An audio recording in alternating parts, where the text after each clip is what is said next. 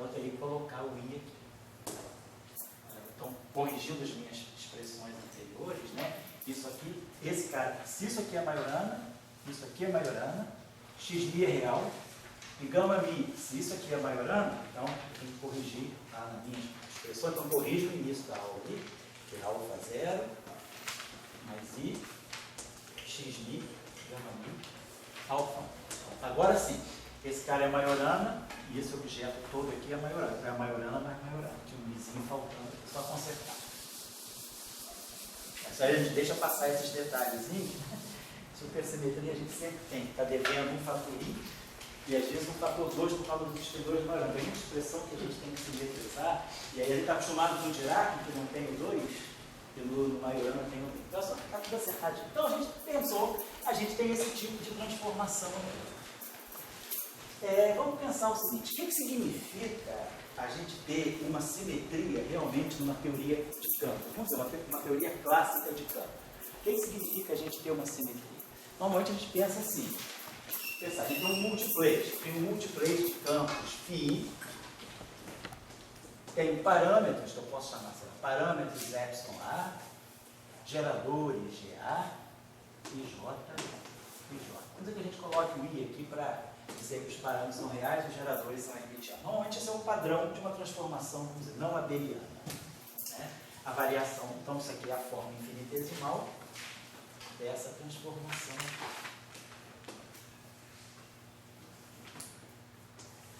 E aí a gente faz a expansão infinitesimal e pega só a variação do campo e temos elementos de matriz dos geradores. Tá lá.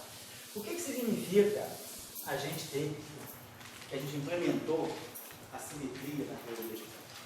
Então, significa que a álgebra da simetria, ela tem que estar realizada em cima de cada campo. A gente tem sempre que verificar, a gente não verifica porque os grupos são todos de Lie, a coisa é muito óbvia, e as transformações são todas lineares, mas basicamente a implementação de uma simetria fica garantida quando nós tivermos uma transformação 1, seguida de uma transformação 2, atuando num certo campo φ. Isso aqui tem que ser uma transformação 3 atuando no campo φ. Vamos dizer, a álgebra da transformação ela tem que ser realizada em cima de cada campo. Vou tirar aqui o campo. Então, para todo o campo, vou botar assim, para todo e qualquer campo. Então, isso significa que a gente implementou a simetria. E aqui a gente representou a simetria. Mas agora, para a gente saber se a simetria está dentro realmente da teoria, cada campo vai ter que fechar essa álgebra. Isso significa ter uma simetria. Normalmente a gente faz em Young, isso não precisa se preocupar com isso, porque a gente vai ver que isso aqui é imediato. A estrutura a representação é linear e os geradores satisfazem essa álgebra. Então, se a gente quiser fazer isso aqui, significa o seguinte: se eu fizer uma transformação Δ1 do campo I, isso aqui vai ser I, vamos dizer, o parâmetro ε1, vamos chamar parâmetro ε1, aí vai ficar A, GA e J, e J. Aí vamos dizer que eu faço agora uma transformação 2, Δ2, Δ1, φ. Vai ficar I, ε1A, GA e J. Estou usando a linearidade da transformação. Isso aqui são todos elementos de matriz, é tudo número, então o Δ2 vem aqui, vai ficar Δ2 do φJ. Δ2 do φJ vai ser I, ε2D, gerador GB JK, está aqui atuando em φK.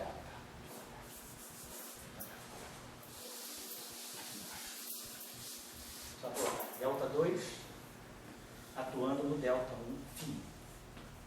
Então vamos ter I, parâmetro ε1, A, GA e J, φJ. Mas aí eu vou ter o Δ2 atuando no φJ. Então vai ficar I, ε2D, GB, JK, φK. Então eu fiz duas transformações consecutivas sobre o campo.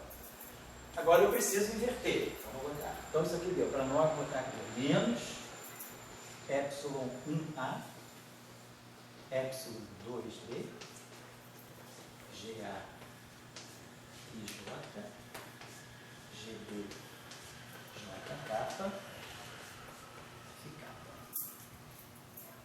Vamos agora inverter. Vamos pegar eu preciso do comutador. Então tem delta 1, delta 2, delta 2, delta 1, eu preciso calcular menos calcular delta 1, delta 2. Depois subtrair delta 1, delta 2, delta 2, delta 2. Agora fazer delta 1, delta 2, atuando em φ. Vai ser a mesma coisa. Basta trocar 1 com 2. Vou colocar aqui para vocês menos epsilon 2A, epsilon 1B, basta trocar 1 com 2, né? Epsilon 2A, epsilon 1B, GA e J, GB, J capa, Φ capa, não é isso? Então a gente precisa ver agora delta 1, delta 2, delta 1, atuando em φ. Então a gente pode fazer, por exemplo, trocar aqui também. Vamos chamar aqui, vamos fazer o seguinte, como aqui, vamos chamar aqui, como aqui o A e D são índices saturados, vamos chamar para poder ficar parecido com o primeiro, vamos chamar esse A aqui de B. E esse B aqui de A. O A vira B e o B vira A.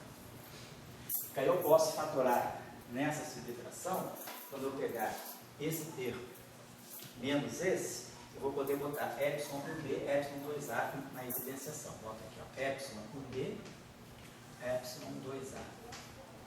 E aí que posso assinar o menos aqui, e aí vai ficar GA, GB, menos GB, GA. E aqui vai produzir o GB, GA. E J, não, na verdade, J capa e capa.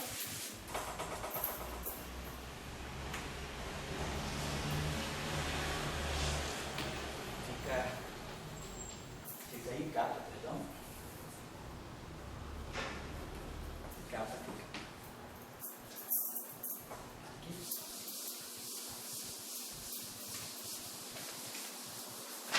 Então, então vamos ter aqui o comutador das transformações φ1, delta 1 e delta 2, atuando em φ, está dando para nós, aqui vai produzir para nós, ó, a constante de estrutura, isso aqui foi um grupo de Lie, né, simples, GA, GB, então isso aqui vai produzir para nós I, FABC,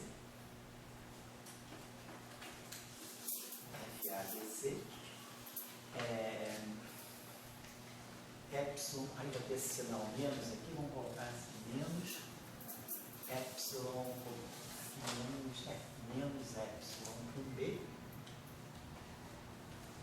epsilon 2a, e aqui está epsilon ABC, GC, elemento I capa,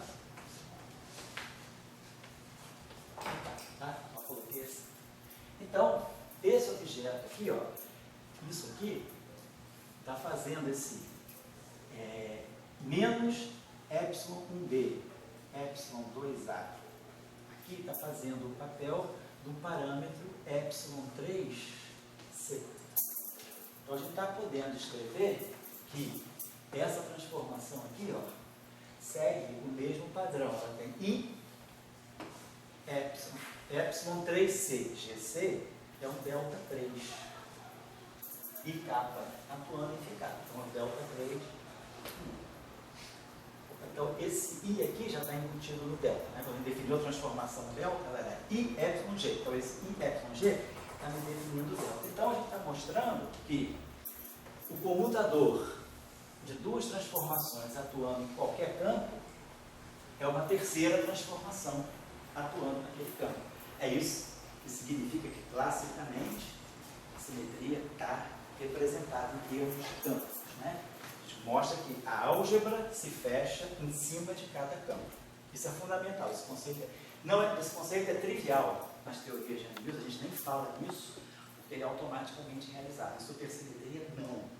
Essa questão é uma das questões mais em aberto que a gente tem da supersimetria. Quando a gente quer definir supersimetria, uma certa supersimetria em um certo espaço, o grande trabalho é saber como nós podemos fechar a álgebra de supersimetria, não vou ver daqui a pouco qual é, em cima de cada campo.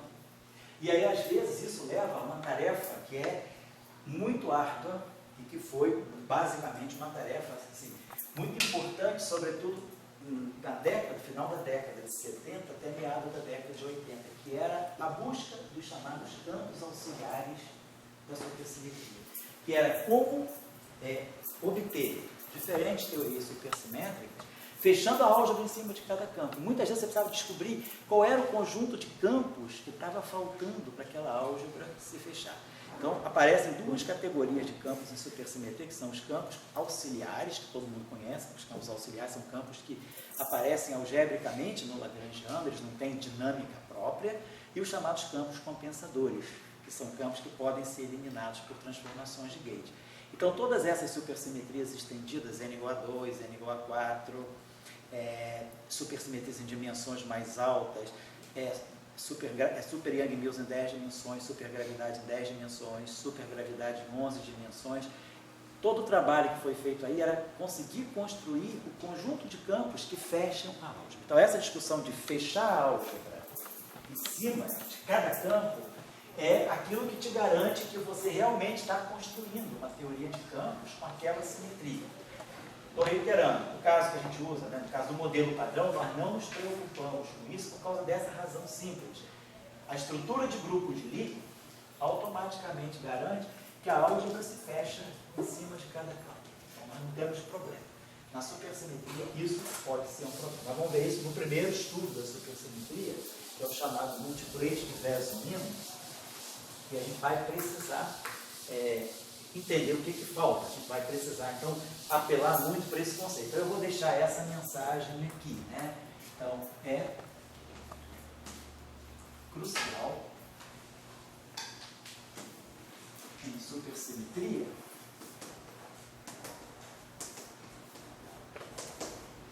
se fazer sempre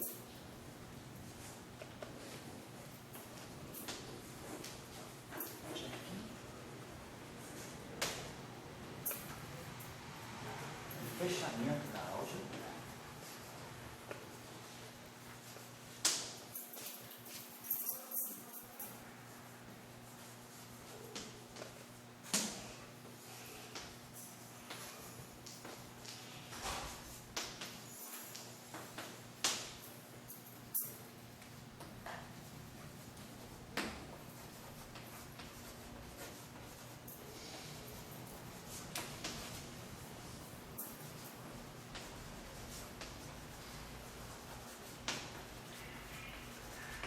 isso foi uma coisa interessante, até a teoria de campo, a teoria clássica, a teoria de campos, elas ganharam bastante insights a partir da ideia de supersimetria. Quer dizer, o estudo da supersimetria e da supergravidade obrigou a se olhar detalhes que, em geral, as teorias de campo até a década de 70 não tinham assim, a necessidade de meditar muito sobre, porque era tudo muito automático. O fato de você misturar agora a simetria com bósons, com fermi de uma forma não trivial, isso trouxe uma série de novidades interessantes para a própria teoria quântica de campo. Né? Então, essa discussão aí, que é muito óbvia, né? Como eu falei com você no caso de Yang-Mills, aqui ela não é tão óbvia.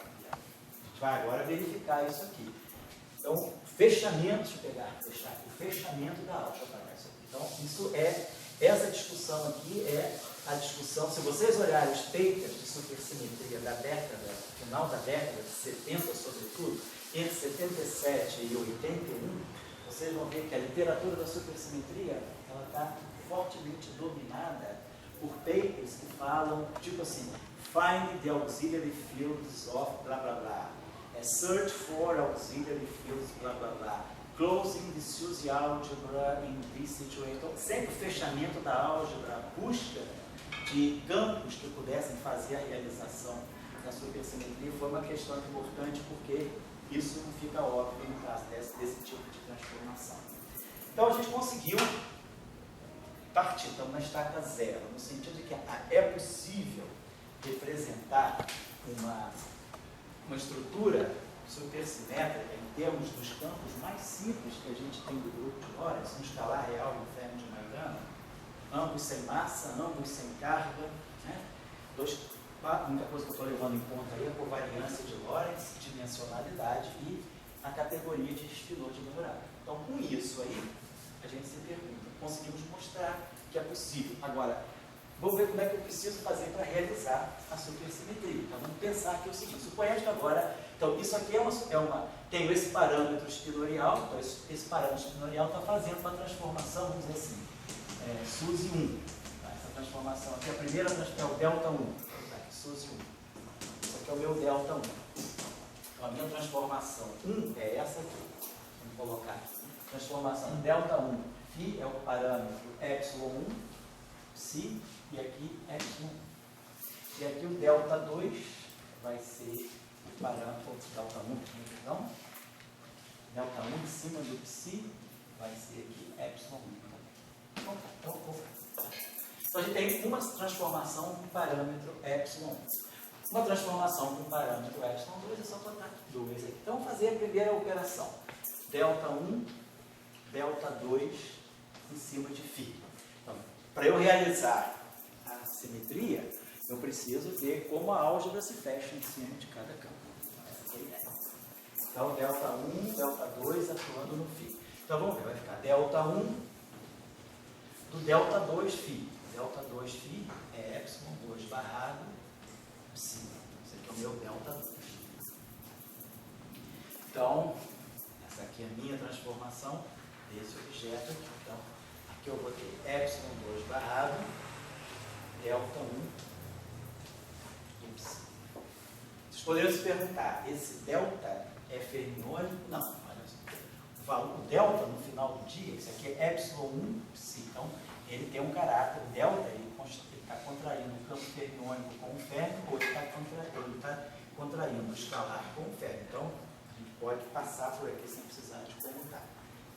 Delta não é um parâmetro anticomutante, o parâmetro é o epsilon. Quem é o espinor, lembre-se que nós estamos trabalhando com espinores que anticomutam, espinores anticomutantes. Bom, então, aqui, tá? Então vamos fazer. Quem é o delta 1 psi agora? Delta 1 psi é, vou colocar aqui, epsilon 2 barrado. Aí nós temos um fatorzinho de I, deixa eu tirar esse izinho aqui para fora. Então, epsilon 2, vou botar o I aqui. Então vamos ter aqui, epsilon 2 barrado. Aí quem é o delta 1 psi? Vai ficar dmi φ, gama mi,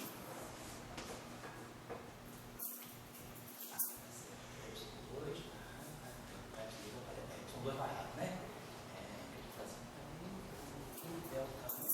Já tem o delta 2, estou fazendo delta 1, perdão, estou pegando o delta 1 psi, então aqui vai aparecer o escritor epsilon. É meio complicado, é meio perdido, está certo, né? Porque eu estou fazendo delta 1 do delta 2. O delta 2 já está aqui, o epsilon 2 barrado psi. Então agora eu tenho epsilon 2 barrado, vou fazer o delta 1 do psi. E aí o I veio daqui, o epsilon 2 barrado daqui, o delta 1 psi é isso, é o I, é uma I, de I está epsilon. Então agora eu vou fazer a transformação delta 2, delta 1.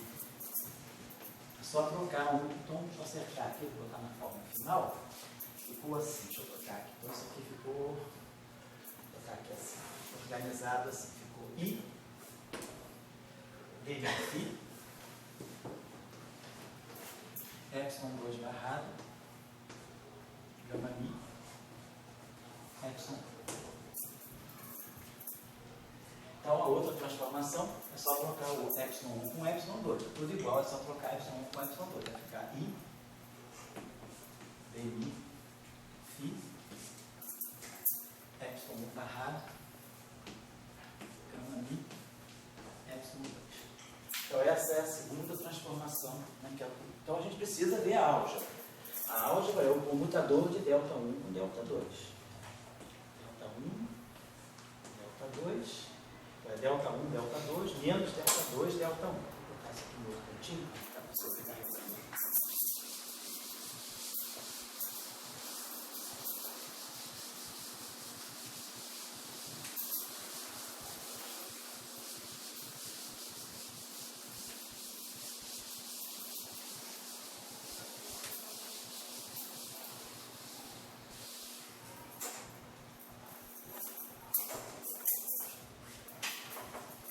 Então a gente simplesmente você calcular delta 1, delta 2, menos delta 2, delta 1. Está vendo? O comutador de delta 1 com delta 2 atuando em fio.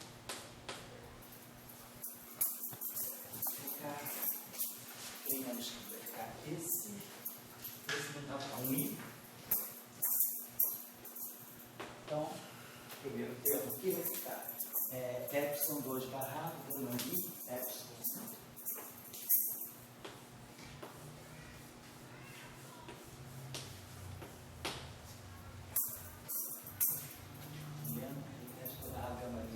Menos esse aqui, menos i, epsilon barrado, gama i, epsilon 2. E aí vamos lembrar, esses objetos aqui são espinores de Majorana. Então, epsilon 1, gama mi, epsilon 2, isso aqui, essa combinação aqui, pela álgebra espinorial, ela é sempre menos epsilon 2 conjugado de carga barrada, gama mi, epsilon 1 conjugado de carga. Isso é geral. Agora, para Majorana, isso aqui é menos epsilon 2 barrado, gama mi, epsilon 1. Então, esse menos aqui junto com esse menos vai dar um fator 2i, vai dar aqui 2i, epsilon 2 barrado, gama mi, epsilon 1, dmi, φ. Colocado aqui, a estrutura era essa aqui, né? Epsilon barrado, isso, né? E delta φ, isso. Então, isso aqui está dando para nós 2i, vamos incorporar esse 2 aqui, está dando para nós isso. I, 2, epsilon 2 barrado, gama mi, epsilon 1, dmi. Então, isso aqui, a gente pode imaginar, como eu estava falando, isso aqui é um parâmetro novo. Isso aqui só que não é um parâmetro espinorial. Isso aqui é um quadrivetor. Isso aqui é um quadrivetor, sei lá, que eu posso chamar de AMI. Quadrivetor AMI. Então, a gente ganhou alguma coisa, que é Mi, AMI, DMI,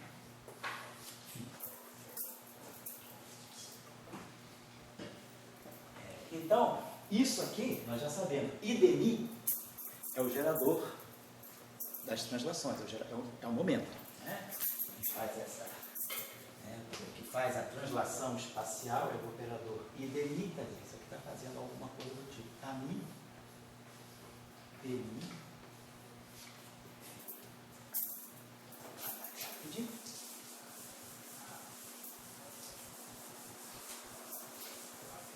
Então, o que a gente está entendendo é que o comutador de duas supersimetrias não dá uma supersimetria.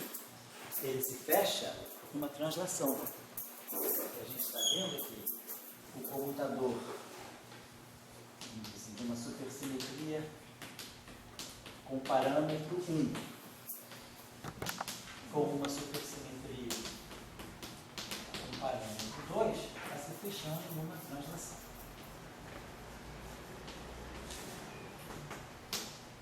Isso em cima do campo φ. Agora fica como tarefa vocês fazerem o mesmo exercício do psi. Eu queria que vocês fizessem algumas observações. Vocês vão observar um detalhe importante. Tarefa, né? Refazer, rever, né? O fechamento da álgebra acima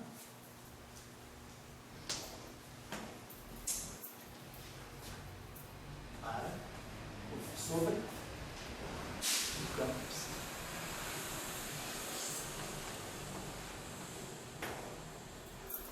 Vocês vão observar que para fechar a álgebra vocês precisam de um certo detalhe. Vocês vão ver, vai saltar a vista. Tá, então, faz o mesmo exercício agora para ΔI, ΔII em cima do psi. Nós fizemos em cima do φ. Claro que a álgebra tem que se fechar também. Então, fica só essa tarefinha, que é só mexer com o espindor também. Vai ter propriedadezinhas que a gente já viu aqui dos espinores de Majorana.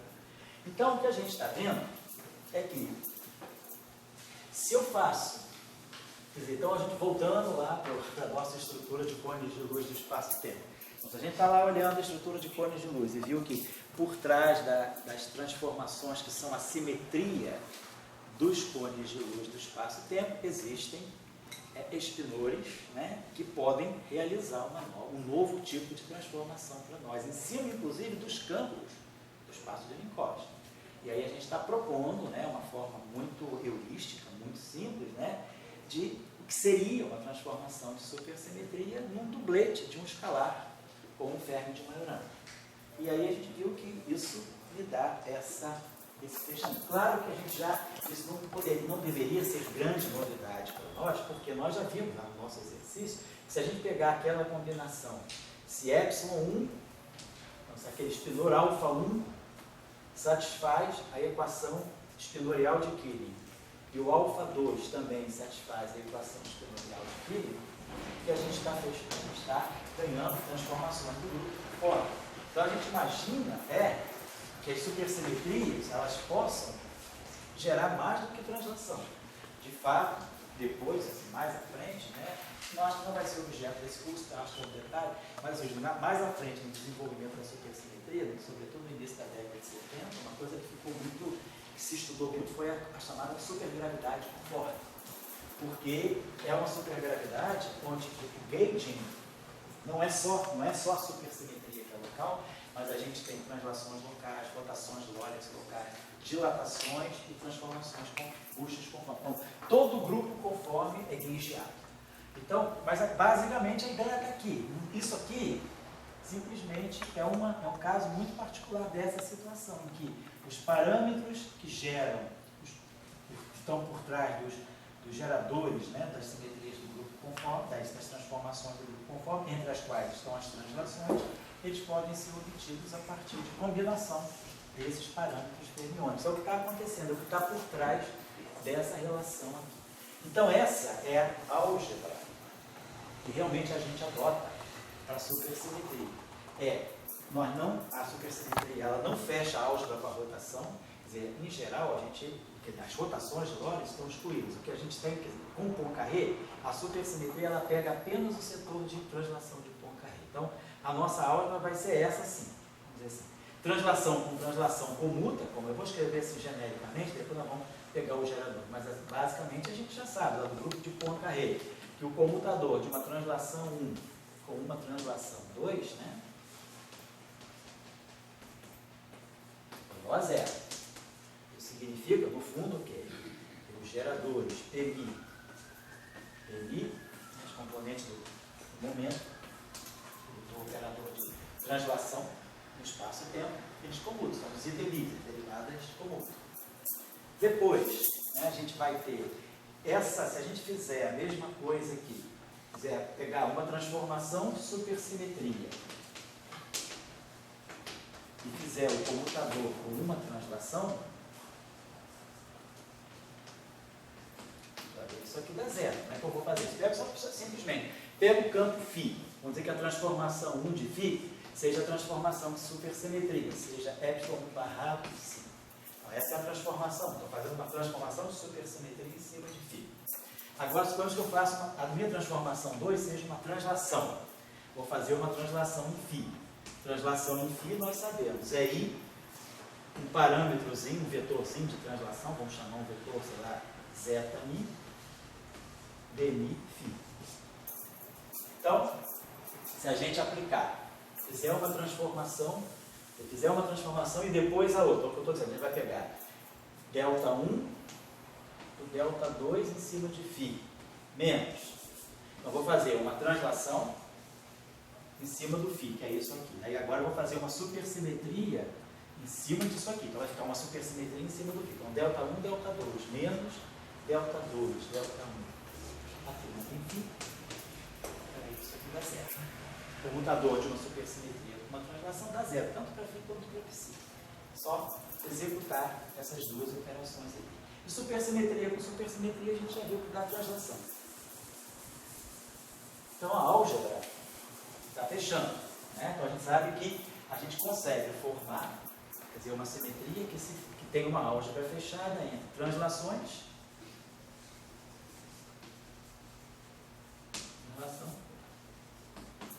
esse é o meu grupo, translação de SUSY. Isso aqui não é de computador, não, tá? Esse aqui é sinal de conjuntinho. Tem esse conjunto de transformações, então vou botar aqui o conjunto de transformações.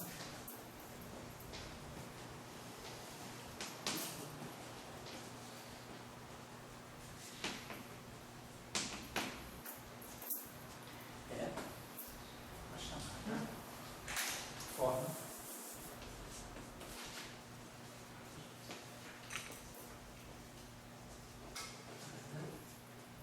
álgebra supersimétrica.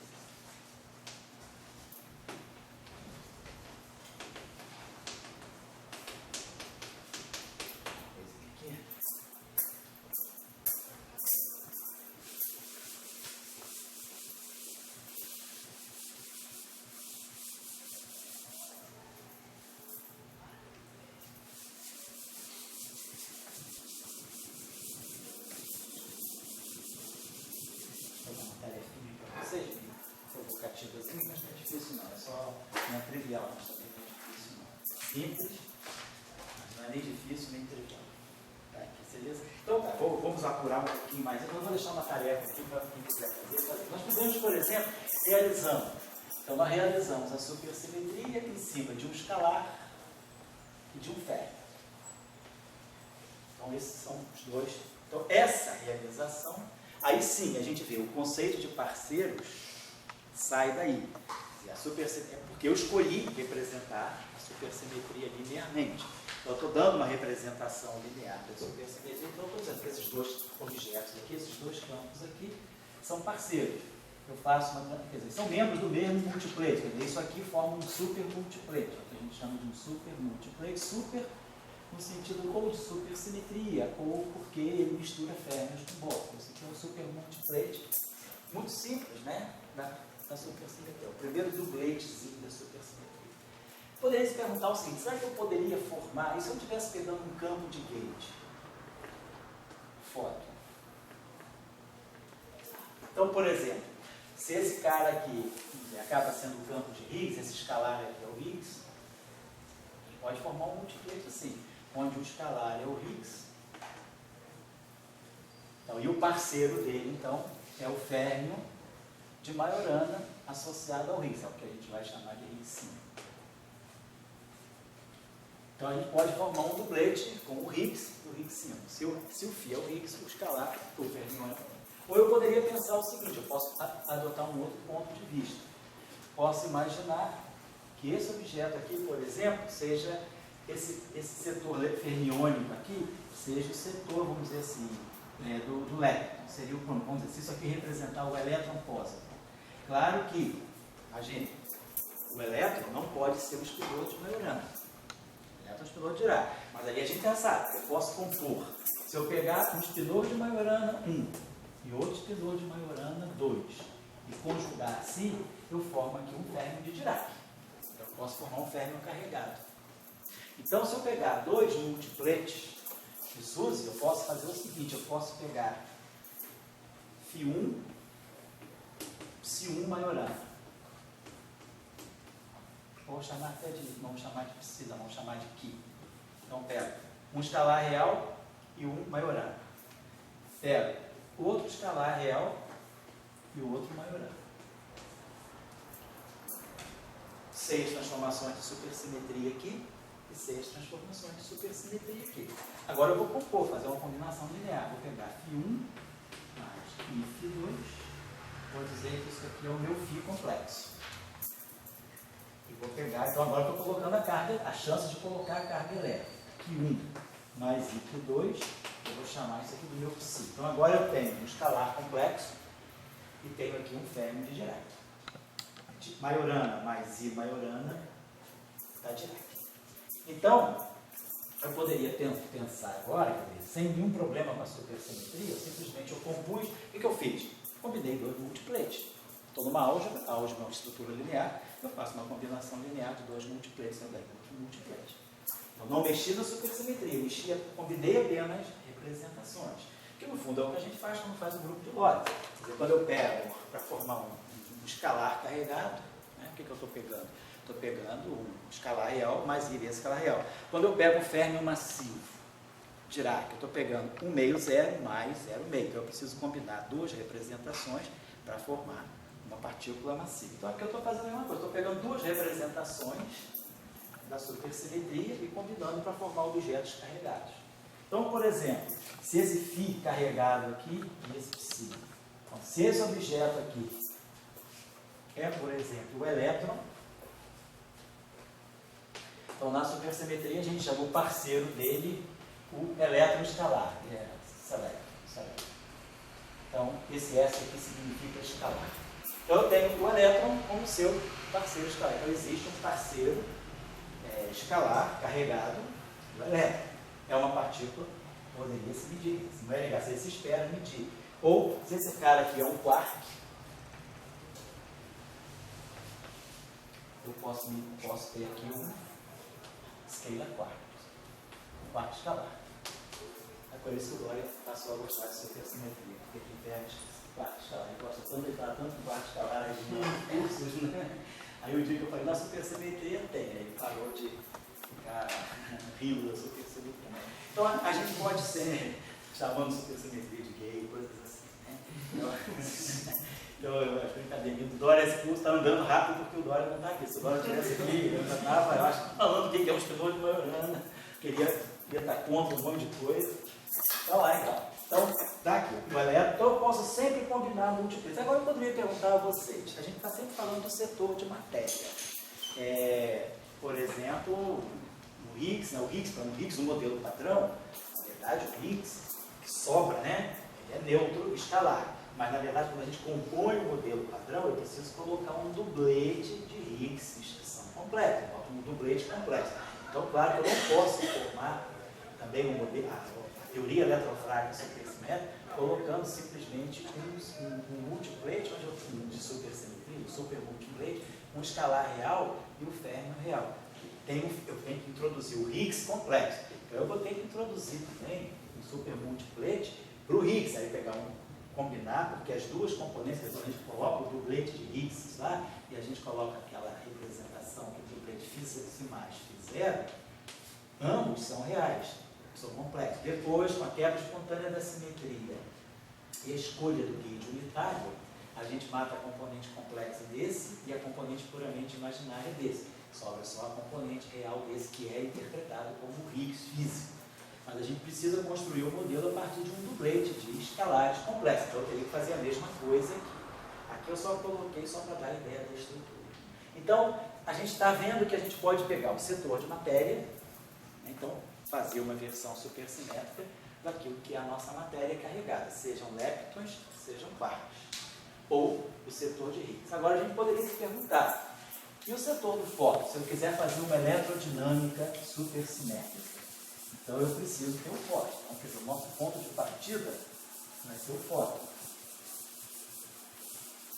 Então, se a gente quiser fazer, por exemplo, vamos dizer assim, Maxwell, né?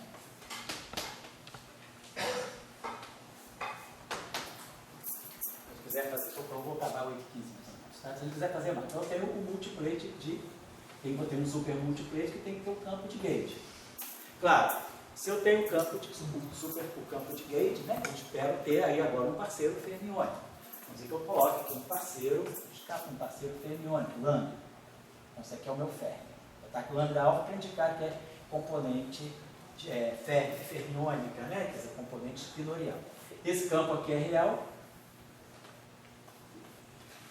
Então, eu espero que esse campo aqui seja maiorando. Vamos pegar que a gente vai colocar um escalar de maior, um vetor real, um escalar de Majorana spin 1 e um spinor de Majorana spin 1. Então eu boto Majorana porque eu não quero ter carga. O férmio, o fóton é neutro. Então eu espero que o meu férmio, parceiro dele, seja neutro. E aí a gente pode pensar, o que seria uma transformação de supersimetria aqui? Então, se eu pensar, o que a gente pode formar? Por exemplo, delta ami. Teria que pensar, vou ter que fazer alguma coisa. Vamos tentar construir, né? Quer dizer, eu tenho que fazer uma transformação de supersimetria. Então, eu vou ter que botar aqui, o meu parâmetro da supersimetria está aqui. E o lambda vai ter que aparecer aqui. Vamos dizer, o meu fotino. Aí então, a gente está querendo propor que esse objeto aqui seja o parceiro do fóton que a gente chama de fotino. Vamos pensar nas dimensões, né?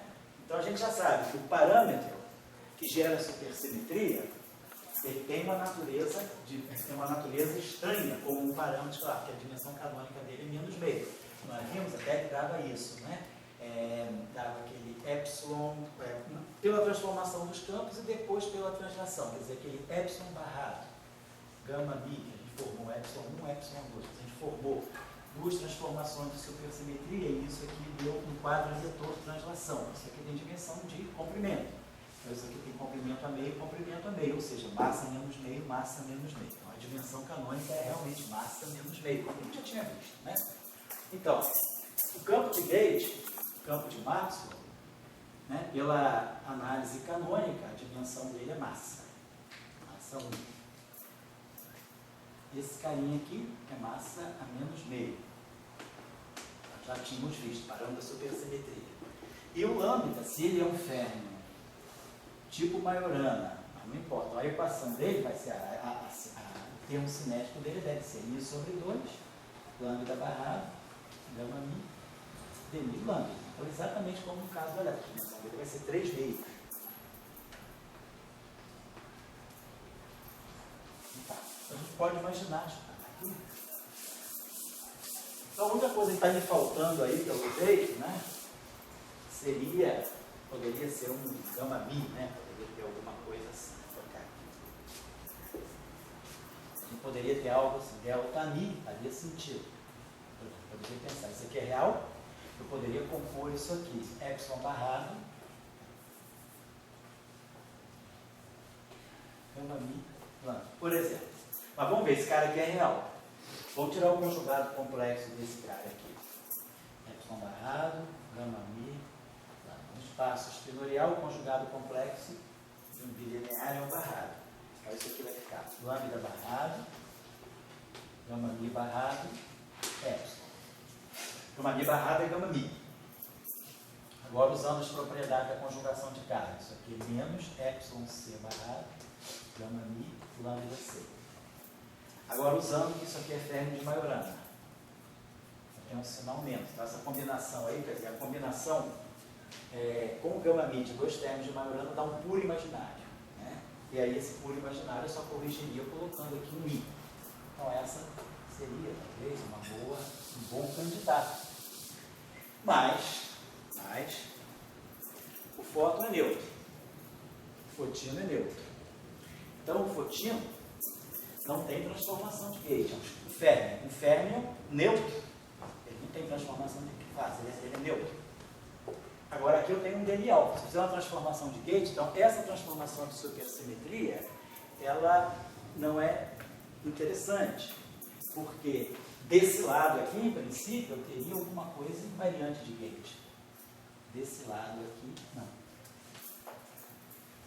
Então, talvez não seja imediato a gente realizar a transformação de supersimetria em cima do field strength, do potencial. A gente pode pensar o seguinte: o field strength, o F min, esse objeto é invariante de Gauge. Se a gente olhar na ação, o que poderia ser essa ação? Essa ação vai ser Maxwell mais Majorana, mais o fotino. Eu imaginaria que essa seria a minha ação, vamos dizer assim, sem interação. Como o fotino é neutro, ele não vai interagir com o fóton. A não ser que tenha fóton em alta interação, como o Dória gosta também. Então, o fotino, em princípio, a Jádina já sabe disso, né? Podia ter alta interação. Não tem. Então, o fotino, vamos dizer, nessa formulação que é Maxwell mesmo, né? O objeto fotino é neutro, ele não vai nem ter derivada covariante, eu não preciso nem fazer invariância de Gauge, botando a derivada do fotino como sendo covariante, porque ele é neutro, ele não tem carga. Então, é claro, é mais óbvio, quer dizer, dentro desse raciocínio, a gente pensa, claro, isso aqui é a coisa mais óbvia que a gente pode fazer.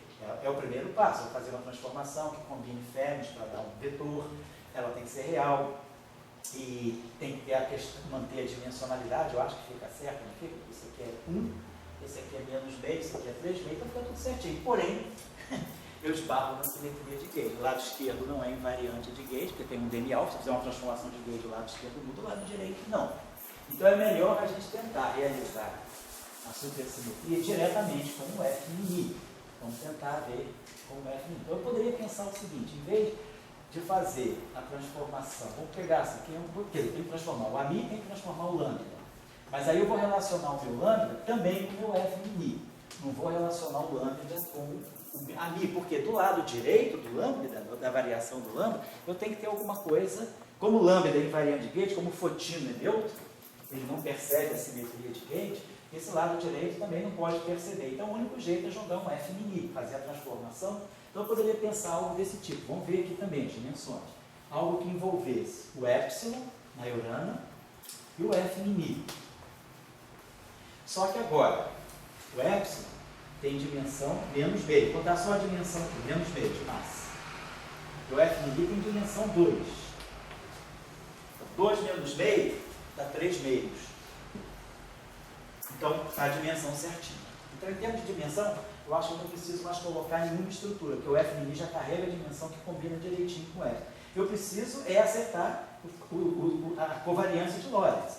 O que eu tenho à minha disposição com dois índices no espaço espinorial? Então, eu poderia pensar o seguinte, a delta lambda seria algo do tipo, vamos acertar alguma I ou não, mas poderia ser algo do tipo, vou botar aqui F',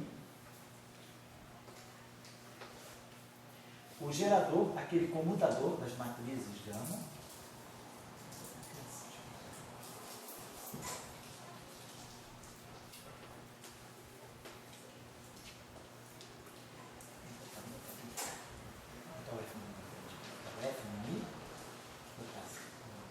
sigma mi,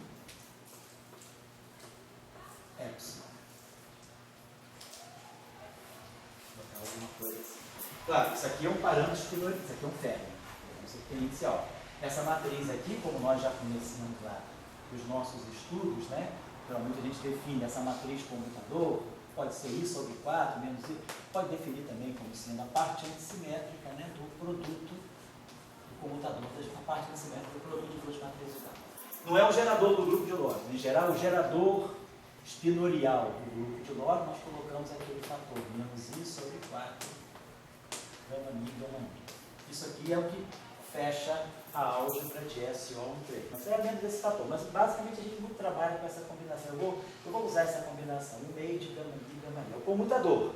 Então eu fechei os índices de Lorentz e dei um caráter espinorial a essa transformação. Resta saber, claro, se isso aí eu preciso colocar um I ou não, porque o lado esquerdo vai ser um espinor de Majorana, o lado direito não necessariamente. Nós já sabemos que gama mi vezes psi é um anti-Majorana. Aí eu boto I e gama mi psi é Majorana. Vamos ver a coisa com sigma mi. Imagina que eu pego o comutador dessas matrizes de gama, então eu vou pegar aqui, ó, sigma mi, psi, vou pegar sigma mi epsilon. Isso aqui é um espinor. Mas tem dois índices de Lorentz. Para cada componente mini, isso aqui é um espinor, né? Essa combinação aqui, isso aqui é um sigma mini, elemento alfa beta, psi beta. Então vamos pegar essa combinação para qualquer sigma mini que for, isso aqui é uma matriz 4x4, no espaço espinorial. Vamos ver qual é a propriedade desse objeto por conjugação de carga. Então isso aqui vai ter que ser C, que aí é aqui o nosso espinor, sigma mini, epsilon, tudo isso aqui barrado e depois transposto. Então isso aqui vai ser para nós C, epsilon barrado, sigma, mi barrado, tudo isso aqui transposto. Vamos ver quem é o barrado do sigma mini. Sigma mini não tem I, é um meio de gama mi menos gama mi. Se alguém definir o sigma mini com o I, não tem problema nenhum. Basta ser consistente, de repente. Aonde eu não tenho I, a pessoa vai ter I e vice-versa. Estou definindo o nosso sigma mini assim. Vamos tirar o barrado disso. Sigma mini barrado. É um meio de gama mi barrado, que é gama mi. Gama mi barrado, que é gama mi. Menos gama mi barrado, que é gama mi. Gama mi barrado, que é gama mi. Então, sigma mini barrado é menos sigma mini. Certo? Certo, vai funcionar menos. Então, aqui eu posso tirar esse barrado e posso colocar o menos.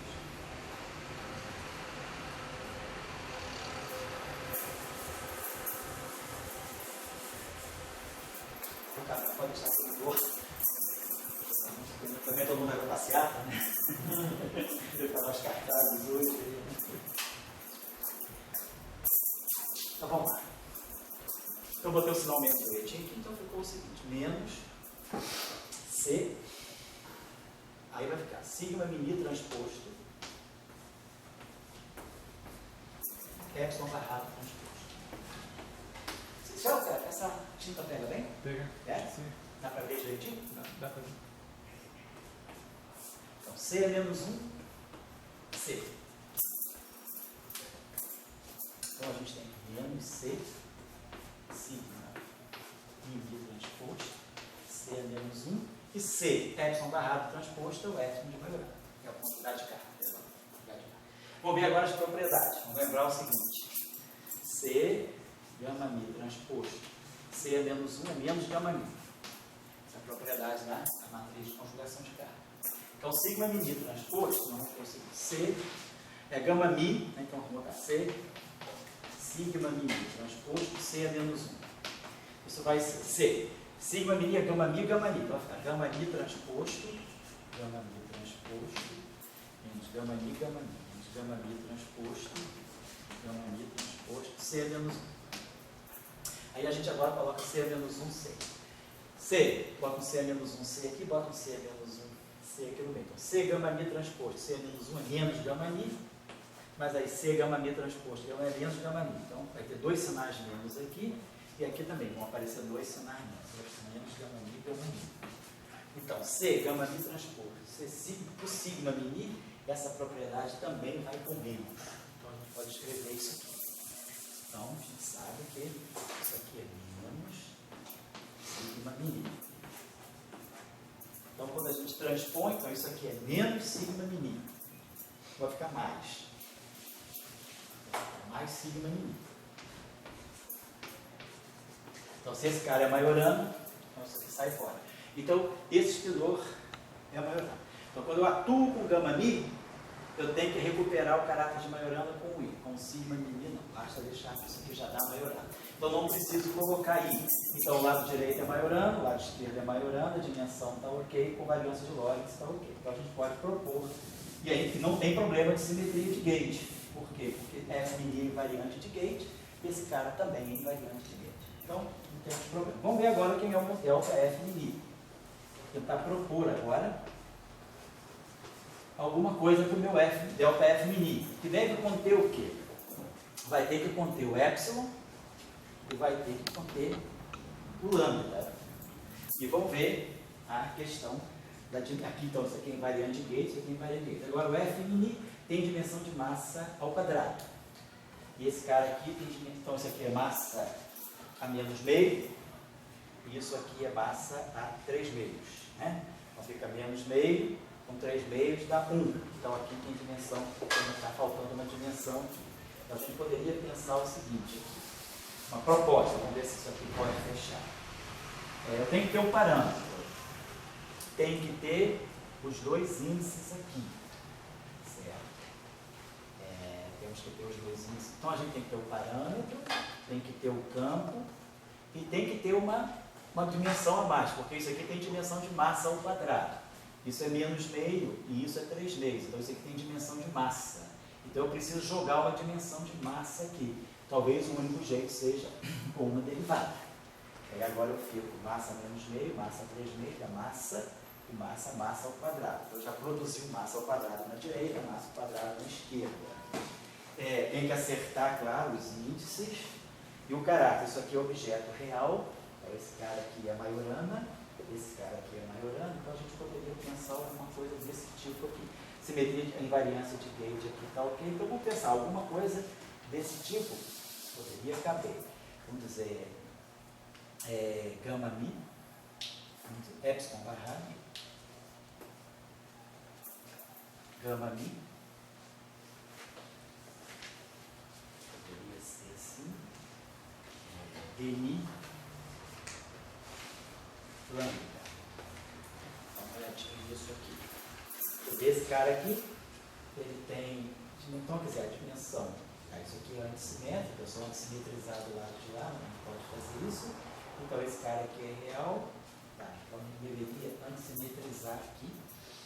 Vou botar aqui uma antissimetrização. Gama mi dni menos gama mi dni, poderia ser algo assim. E aí as dimensões ficam ok, né? Então isso aqui tem dimensão 2, tem dimensão 2. Esse cara aqui, então isso aqui é real. Isso aqui, só para acertar a realidade, epsilon barrado, deve ter que ter um fatorzinho aí, porque tem um gama mi, então vocês podem, quem quiser checar, eu estou esperando que aqui a gente possa colocar um i aqui. Tá? Porque como aqui eu tenho gama mi, epsilon barrado, gama mi lambda, né? Isso aqui é real. Então se eu tirar o conjugado complexo disso aqui, eu vou produzir lambda barrado, gama mi epsilon, que é ganha um sinal menos quando a gente faz aquela troca de Majorana. Então pode ser que apareça esse i aqui só para manter a realidade, né? Vocês vão lembrar dessa relação. Quando eu tenho dois espinores de Majorana, isso aqui é puramente imaginário. O complexo conjugado disso, isso aqui sempre, mas aí como isso aqui é Majorana, isso aqui é menos epsilon barrado e menos lambda. Então isso aqui, se eu botar o i, isso aqui é real. A gente poderia pode propor essa transformação. Então eu teria, vamos dizer, o multiplete de gauge da supersimetria, onde eu tenho, estou respeitando a simetria de gauge, as dimensões, a covariância de Lorentz, então a gente poderia construir uma representação supersimétrica. Depois a gente vai retornar quando for fazer a QED, obviamente, mas isso aqui é uma construção então que a gente pode realizar também essa representação dessa supersimetria de um campo de Maxwell e um campo de Majorana. Então tá. Então, isso aqui a gente já mais ou menos viu esses exemplos aqui. Na próxima aula, a gente vai terminar agora já, na próxima aula a gente vai já entrar no multiplete da supergravidade, porque aí eu vou buscar uma outra maneira de introduzir. Quer dizer, a gente viu uma maneira de introduzir a supersimetria, que é buscando, analisando, né, as simetrias que estão por trás dos cones de luz. Então, a gente vai por trás dos cones de luz, tem os espinores tipo Killing, de Majorana, eles são solução de uma equação especial. Com essa equação especial eu consigo reproduzir todos os parâmetros que geram as transformações de SO2,4, que geram todo o grupo conforme. Então a gente está associando supersimetria na visão de Cartan, dentro daquela visão de que espinores estão associados a estruturas, né, sobre espaços nulos, do espaço de Minkowski. Então a gente está associando supersimetria com cone de luz, foi uma maneira de nós introduzir. E aí a gente viu que essa simetria pode ser realizada em termos de Fermi e Bose no mesmo multiplete. Na próxima aula, nós vamos nos concentrar aqui. A pergunta que a gente se faz é: nós temos uma simetria quiral que protege a massa dos férmions. Então, férmions de massa nula, que justifica a massa trivial de um férmion, é a simetria quiral. Foi introduzida por Salan agora, falando de 60 anos. 60 anos, né? 60 anos. Foi em 56. Em novembro de 56 ele fez o paper da simetria quiral. Então, a simetria quiral está associada com férmions de massa nula, porque já se sabia que vetores de massa nula estão associados à simetria de gauge. Então, tem essas duas, já tem essa associação. Escalares de massa nula. O que pode proteger escalares de massa nula? Essa pergunta ficou no ar há muito tempo. Quem resolveu foi a supersimetria. A gente vai ver mais à frente que, se eu tenho escalares de massa nula, a supersimetria protege os escalares de ganharem massa. Então, a supersimetria é uma simetria que ela age no sentido de segurar a massa dos escalares. Todo mundo que já fez um curso básico, quem não souber não tem problema, já fez um curso básico de teoria de campos, né, teoria quântica de campos, sabe que quando nós temos escalares, o grande perigo que nós temos numa teoria escalar é a massa dos escalares. Quando eu tenho essa correção a um loop desse tag-pole, que normaliza a massa dos escalares, essa correção quântica a um loop, se eu tenho escalares com massa M2, essa correção quântica me leva a massa dos escalares para a massa de Planck. Então, se a gente tem escalares e quantiza escalares, efeitos quânticos podem levar a massa dos escalares para uma massa muito alta. Então, o que segura a massa? O que esses efeitos quânticos mantêm a massa do escalar na mesma escala? É a supersimetria. Vamos ver mais à frente, né? Não estou nem introduzindo supersimetria por isso não. Estou só dizendo que nós estamos buscando simetrias que estejam associadas a cada tipo de partícula. Partícula de spin meio, simetria quiral, partícula de spin 1, simetria de gauge. E aí a gente já sabe, quando a gente constrói a eletrodinâmica, quando a gente constrói o Maxwell, a gente sabe que a gente quer descrever o spin 1, o fóton. O fio spin 1 está no campo vetorial. E aí a simetria de gauge é que ele vai tirar do fóton a parte de spin 0, a parte longitudinal. Então nós temos um fóton transverso, graças à simetria de gauge. Então eu uso esse escalar aqui para fixar o gauge e matar a parte escalar do campo de gauge. Aí o fóton tem genuinamente spin 1. Então eu preciso sempre de um escalar que vai absorver a componente desejada desse spin. Então, se eu agora estou falando de um spin 3 meios, né, do ponto de vista do grupo de Lorentz, o spin 3 meios, a representação mínima do grupo de Lorentz para esse spin 3 meios é uma representação de um objeto que tem natureza vetorial e spinorial. Então, é um spinor vetor, é um tensor misto, um índice spinorial e um índice vetorial. E aí a gente sabe, esse índice aqui carrega spin 1 e spin 0. Esse cara aqui carrega spin meio. Então a gente vai poder ter spin 3 meios, 1 com meio da 3 meio, 1 com meio também da meio, e 0 com meio da meio. Então nós temos um problema. Se a gente se perguntar, eu posso descrever a dinâmica de uma partícula de spin 3 meios? Como? Como é que eu posso descrever uma partícula de spin 3 meios se ela necessariamente, por covariância, ela precisa carregar 2 spins meio? Eu vou garantir que só o spin 3 meios vai fazer a física que eu quero, vai fazer como é que acontecer. Então, claro, para eu tirar spin meio, eu tenho que introduzir parâmetros de spin meio. Então, deveria, talvez, se eu quiser construir uma física consistente para um campo de spin 3 meios, eu vou precisar introduzir uma transformação de gauge para esse campo, tipo essa aqui. Quer dizer, alguma coisa que seja uma transformação local e um parâmetro espinorial. Aí esse parâmetro espinorial ele pode dar conta desse cara e as equações de movimento podem dar conta do outro, né? Como acontece aqui no caso do grupo de Maxwell, né? A gente elimina, né, a parte longitudinal e a componente A0 ela é eliminada pela equação de Gauss, né? Quer dizer, a partícula fóton livre, a equação de Gauss, ela me permite o gauge de radiação, então a gente tem A0 igual a 0, divergência de A igual a 0, e aí a gente garante que está descrevendo um puro spin 1. Aqui é a mesma coisa. Então, o que a gente vai ver na próxima aula é que, se a gente quiser se perguntar, a relatividade especial, ela permite que eu construa uma boa teoria para um objeto de spin 3 meios? Então, a gente vai ver. A resposta ficou no ar por um tempo, né? Mas a resposta em 76 foi encontrada. É sim, e a resposta veio da supersimetria. A supersimetria pode ser, quer dizer, na verdade, a gente pode dizer, a supersimetria é a simetria de gauge natural das partículas do campo de spin 3 meios, que é o chamado campo de Harita-Schrödinger. Então, esse campo aqui, para ele ter sentido uma causalidade, descrever uma situação compatível com princípios fundamentais, causalidade, localidade, isso só é possível se ele estiver associado a uma supersimetria. Então, a supersimetria local, que aí ela vai precisar realmente depender dos parâmetros, então vamos trabalhar isso na próxima aula. Então, a próxima motivação é chegar na supersimetria, esquecendo isso aqui, e aí a gente pergunta, da mesma forma que nós construímos Young Mills, partindo da ideia de que eu quero construir um modelo para spin 1 em alta interação. O spin 1 em alta interação no grupo de Lorentz, ele me dá necessariamente Young Mills.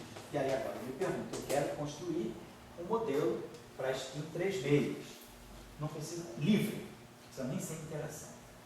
A gente vai ganhar supersimetria. Na verdade, a gente ganha supergravidade. Que aí a gente vai ver que esse cara é a ponta do multiplete. Quer dizer, precisa ter um membro com ele, que é o grávido. Então, ao falar do spin 3 meios e entender que tem uma supersimetria por trás do spin 3 meios, o grávido não aparece. Então, a gente vai ver que a supergravidade, ela nasce naturalmente, né, como sendo uma simetria que está por trás da descrição de um campo de spin 3 meios. Então, só para fechar a aula de hoje, que a gente vai estar nesse tópico aqui, então a única coisa que eu fechar rapidinho. Vou botar só aqui a última relação que faltou. Então, quando nós fizemos, naquela relação, nós fizemos o comutador de duas translações dá zero, o comutador de uma translação com uma supersimetria dá zero, e a gente tem um comutador de duas supersimetrias. Então, se eu pegar uma supersimetria, vou botar aqui uma supersimetria 1, com uma supersimetria 2, e aqui a gente ganhou do lado de cá uma translação. Basicamente essa equação aqui. Se a gente pensar que isso aqui é a versão algébrica do grupo, né? Geralmente a gente pensa assim, a gente tem uma transformação de um grupo, né? Epsilon, parâmetro de simetria e gerador, e quando a gente vai sair do grupo para a álgebra, o que a gente vai pegar é o comutador dessas transformações aqui. Tem o parâmetro I, tem aqui o gerador, o parâmetro da transformação e o gerador. Então vamos pensar que a supersimetria é a mesma coisa, eu teria aqui, vamos dizer que eu vou fazer sempre aquela representação unitária, eu tenho I aqui, tenho o parâmetro da supersimetria 1 e tenho o gerador da supersimetria, vou chamar de Q. E aqui eu vou ter o parâmetro da supersimetria 2 e o gerador.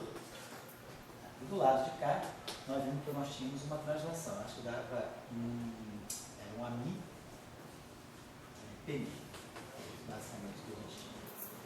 Então, o que a gente vai dar, quando a gente faz esse, é o PMI vindo daquele PMI, né, que dava para lá, tá certo? Então, quando a gente pode abrir essa expressão aqui da seguinte maneira, vamos colocar assim, ó, isso aqui é epsilon 1, isso aqui é espinoso. Bom, tirar esses dois i's aqui, então já vai ficar menos 1, vamos botar um menos aqui. Tinha um i aqui, eu botei esse menos aqui. Então isso aqui, só para finalizar uma coisa rapidinha, isso aqui seria para nós o seguinte, epsilon 1, espinor epsilon 1 barrado componente alfa, que é alfa. Espinor epsilon 2 barrado componente beta que beta. Menos epsilon 2 barrado beta que beta, epsilon 1 barrado alfa que alfa. Então só abrindo essa expressão em componentes, dizendo que esse é o parâmetro de Majorana, o espinor de Majorana da supersimetria, e esse aqui faz o papel do gerador, aquela história de que eu tenho sempre um parâmetro como gerador. Então vamos só colocar isso aqui em evidência, vamos trazer. Então olha, se eu pegar esse primeiro termo, tudo isso aqui é férmio. Então tudo para nós que é férmio é anticomutante, é grasmaniano. Então o primeiro termo vai ficar epsilon 1 barrado. Vamos fazer o seguinte, podemos até fazer uma outra, para poder juntar isso aqui, podemos fazer o seguinte, isso aqui é o termo de maior, isso aqui é epsilon 2 barrado, podemos escrever assim, epsilon 2 barrado, usando as nossas propriedades, que ambos são Majorano, isso aqui é a mesma coisa que Q barrado epsilon 2. Talvez seja melhor para trabalhar isso aqui, escrever isso aqui como sendo Q barrado epsilon 2, assim, só por uma questão de conveniência. Vai ficar epsilon 1 barrado, Q barrado, Q alfa, e aí aqui Q barrado beta, epsilon 2, e aí aqui menos Q barrado beta, epsilon 2 beta, epsilon 1 barrado, alfa e alfa. A gente pode juntar para cá. Posso fazer o seguinte, pegar esse epsilon barra, posso trazer esse carinha aqui para cá. Então, esse espinor aqui, ele vai passar por essa componente fermiônica, porque tudo aqui é férmio de Majorana. Vai passar por aqui e por aqui. Hoje eu vou coletar epsilon 1 barrado, epsilon 2 barrado. E aí aqui eu vou ter que alfa, que barrado delta. Depois aqui, nós vamos ter menos, posso trazer tudo cá para frente também, aí eu vou trazer esse epsilon barrado para cá e vai passar duas vezes, então não vai ter problema nenhum. Epsilon 1 barrado alfa, é igual a esse. Mas aí eu vou trocar esse cara com esse cara, vai ficar um sinal mais, né? Vai ter uma anticomutação. Quando eu passar esses dois estrenores aqui para frente, né, eu primeiro vou passar esse, não acontece nada, mas aí quando eu trocar esse com esse, são variáveis grassmannianas que anticomutam. Então vai ficar um sinal mais, epsilon barrado alfa, que epsilon 2 beta, e aí aqui, que é barrado beta, aqui, ó. Só para acabar aqui rapidinho. Então, a gente pode escrever isso aqui da seguinte maneira. Epsilon 1 barrado alfa, epsilon 2 beta, bom, isso aqui em evidência. Isso aqui me dá o anticomutador de que alfa e que barrado beta. E aí aqui eu tenho o meu ami P1. Então, nós podemos fazer aqui o seguinte, podemos escrever esse objeto aqui, a gente pode sempre, tem um vetor, eu posso sempre contrair um vetor com as matrizes gama, né? Quando a gente contrai os vetores com as matrizes gama, a gente vai obter aqui alguma coisa que posso dar uma representação assim, A alfa, essa matriz aqui, ó. Eu tinha colocado isso para vocês, né, na aula que estava falando do S3, mas basicamente é isso. Quando a gente constrói, pode representar um vetor com a matriz gama e dizer que isso aqui dá uma representação bispinorial para o meu vetor, porque essa matriz aqui é como se eu fizesse isso aqui, ó, pegasse as matrizes de Pauli e contraísse com as coordenadas de posição. Isso aqui vai me dar a seguinte matriz, x3 menos x3, x1 menos x2, x1 mais x3. Estou contraindo, formei essa matriz hermitiana, que é isso aqui. Então eu posso escrever esse xi I como sendo essa matriz X. E aí, se quiser, eu posso usar a propriedade do traço, multiplicar isso aqui por sigma J, eu sei que o X sigma I, XI vai ser um meio do traço de X vezes sigma J. Então a gente pode sempre escrever um vetor como sendo o traço do vetor em notação matricial vezes a matriz da álgebra de Clifford. Basicamente é isso que a gente pode fazer aqui. A gente pode dizer que esse vetor aqui, que eu estou escrevendo esse vetor em forma matricial. Eu poderia pegar, então estou chamando isso aqui de uma matriz, vamos dizer assim, aí eu posso multiplicar isso aqui por gama ni, tirar o traço, então a gente sabe que um quadro vetor, ele pode sempre ser escrito, que nesse caso é um quarto do traço da matriz de gama com a matriz A que representa. A gente pode sempre fazer isso, qualquer espaço-tempo. Basta que eu conheça a álgebra de Clifford. Se eu conhecer as matrizes gama, eu contraio cada matriz gama com a componente do vetor, coloco o vetor em notação matricial. E aí é uma outra maneira de fazer. Eu posso sempre trabalhar, isso aí está bem feito no livro do Baruch, quando ele faz a notação bispinorial para vetor. Ele reescreve toda a eletrodinâmica em termos de espinores, né? Então a gente pode reescrever isso aqui. Então o que eu estou dizendo aqui, o que a gente pode colocar aqui, é que esse objeto aqui é o traço de ami, da matriz A vezes gama mi.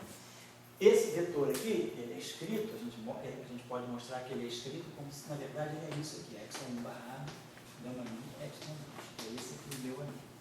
E aí, dessa relação aqui, sai para nós a seguinte relação, que alfa, que barrado beta, dá aqui para nós a matriz gama mi, C, conjugação de carga, alfa beta.